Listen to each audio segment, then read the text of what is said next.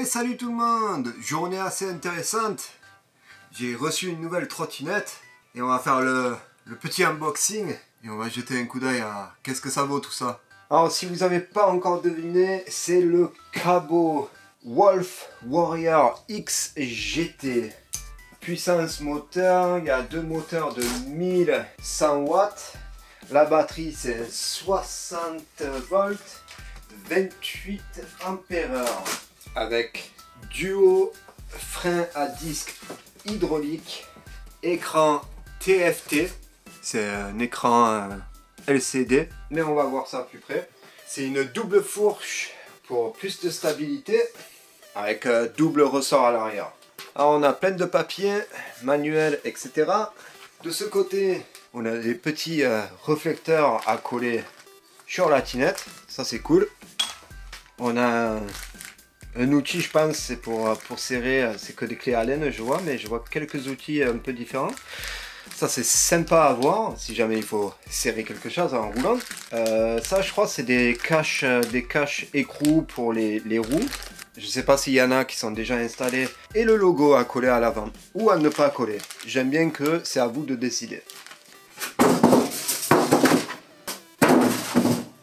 Normalement, mais c'est vraiment pas sûr, je crois que ça vient avec deux chargeurs. Je crois que ça c'est un des chargeurs, 67,2 volts et 1,75 ampères.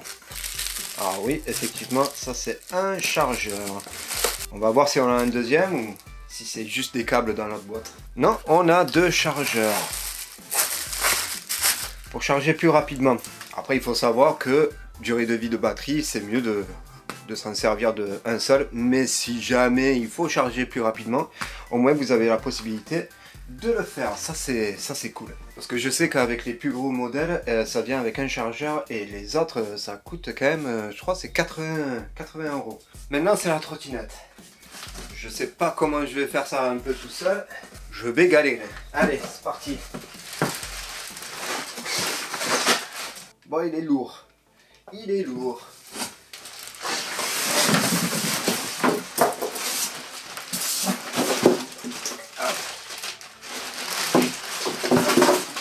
Alors dans le polystyrène, sous la trottinette, on a les câbles pour les chargeurs.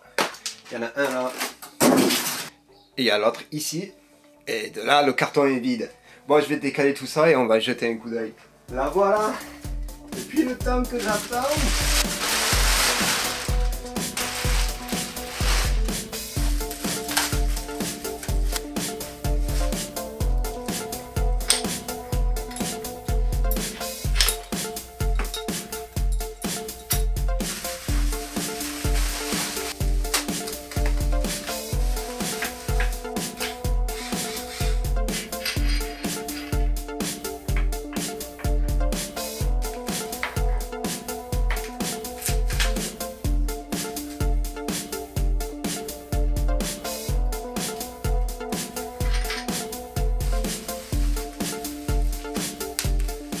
Alors voilà, à peu près monté, j'ai encore plein de trucs à faire. J'ai encore les attaches pour le guidon à serrer, je les ai juste mis comme ça pour l'instant. Je vois pas pourquoi lui il veut pas descendre, mais je regarderai ça après. Comme vous pouvez voir, regardez le guidon à mettre. Les bouchons pour les écrous, c'est pas un kit de rechange, il n'y en a pas. Alors ça, il faudra que je les installe. Après, il y a quelques trucs que maintenant je remarque. Une chose, c'est la béquille.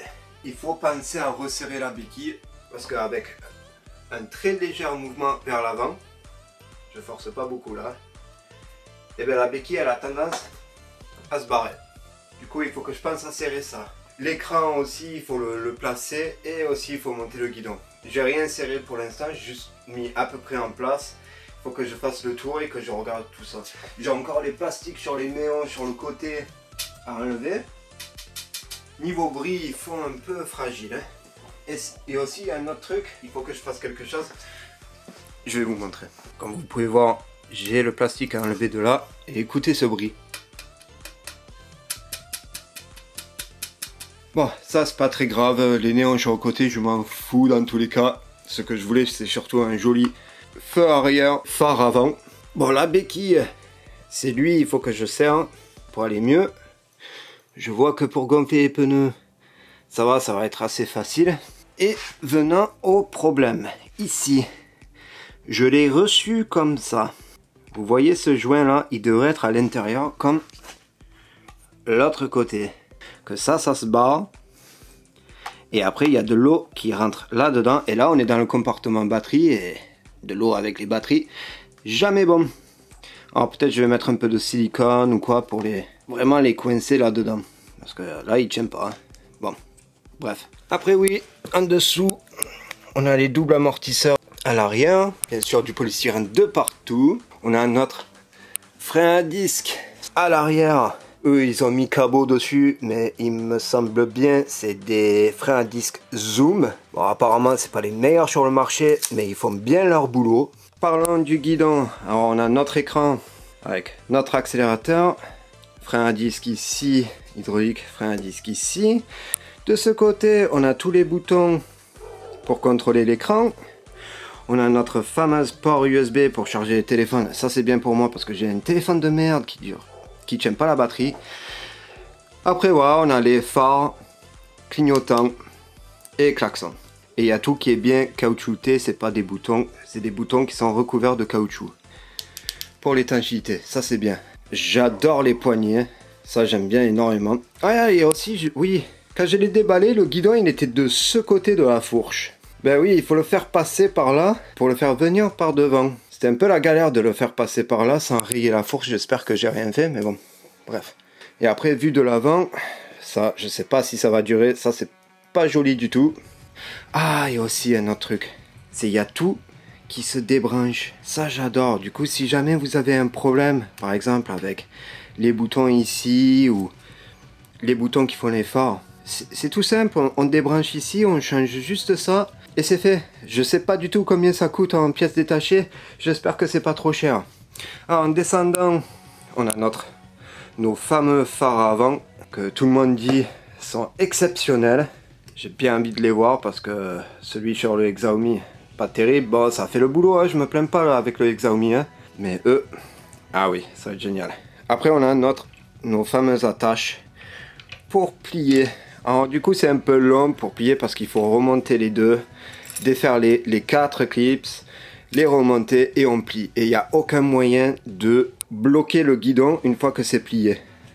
Et aussi apparemment, ce que j'ai vu aussi, il faut faire très attention de ne pas braquer à fond. Parce que comme vous pouvez voir ici, quand vous braquez à fond, ça a tendance à pincer les câbles. Alors il faut faire attention à ça. Je vais voir ce que je peux faire. Peut-être je mettrai encore une attache vers ici pour juste les éloigner. Après on continue à l'avant, on descend, on a notre double fourche hydraulique. Au moins de avoir un peu d'amortisseur parce que moi j'en ai pas et les pneus pleins c'est pas génial. Et avec les pneus en 10 pouces. Et je croyais que ça venait avec des pneus hybrides. Mais bon, si c'est des pneus route c'est pas très grave. Hein.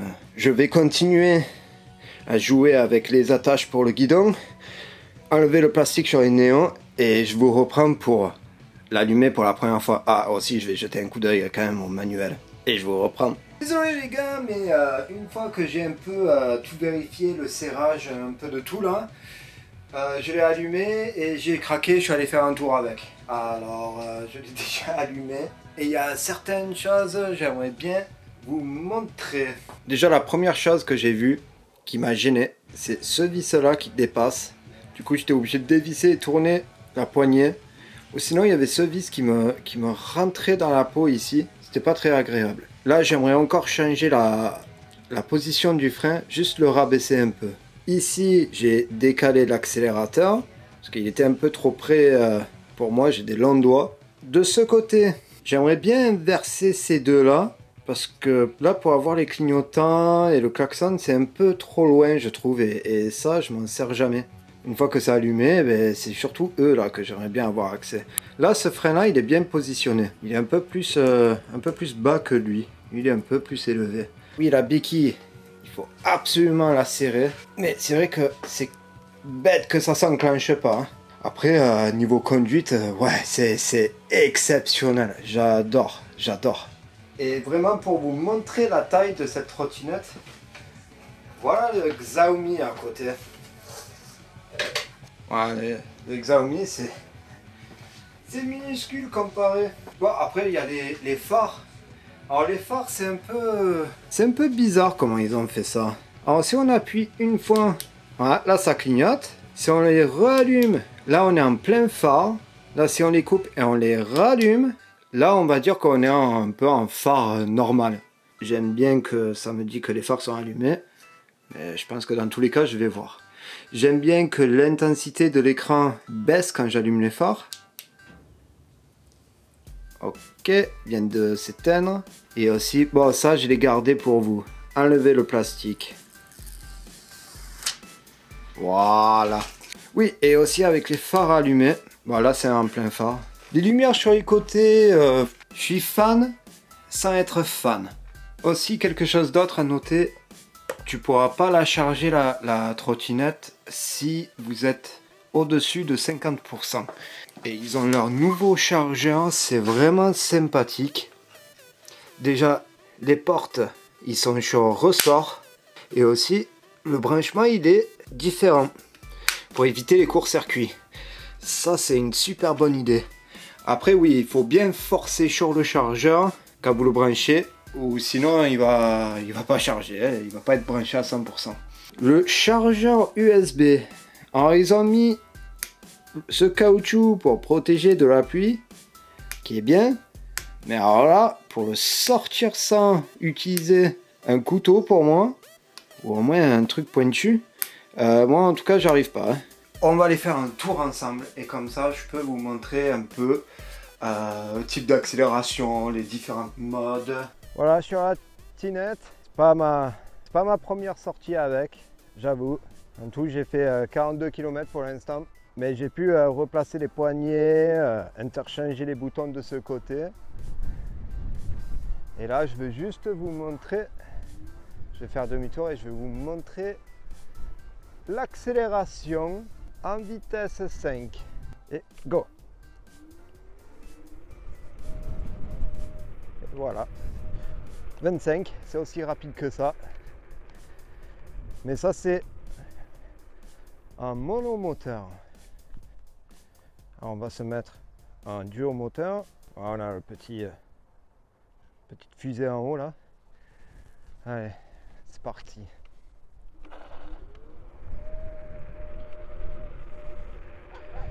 Faut penser à bien se pencher en avant. Ou sinon ça patine. Après j'ai fait un premier long trajet avec. J'ai fait 20 km. Eh ben c'était vraiment pas mal du tout. Hein. Après oui, j'ai changé du coup, à cause de ça, j'ai changé position des poignées de frein, les boutons, surtout les clignotants, ils étaient juste trop loin là. Et ces boutons mode plus, tout ça, je m'en sers très peu. Une fois que je suis en moteur simple, puissance mode 5, monomoteur, ça va très bien.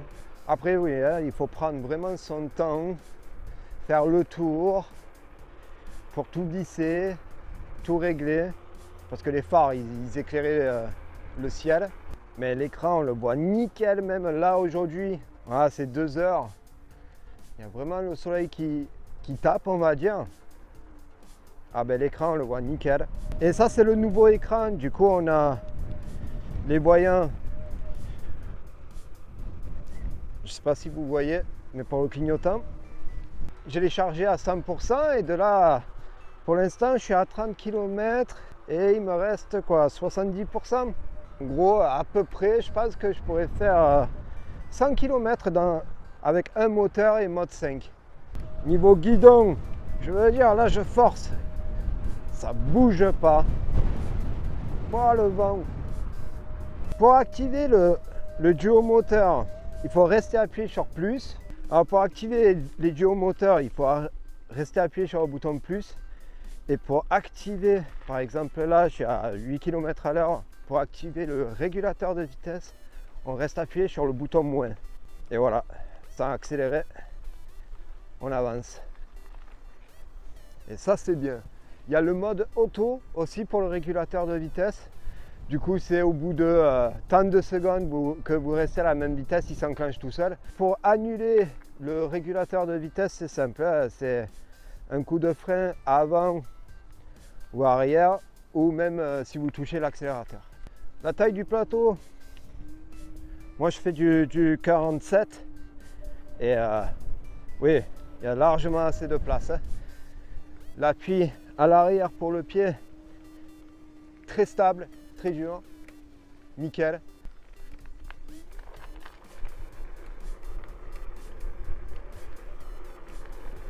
Cette accélération à 25, c'est vraiment exactement ce que je cherchais.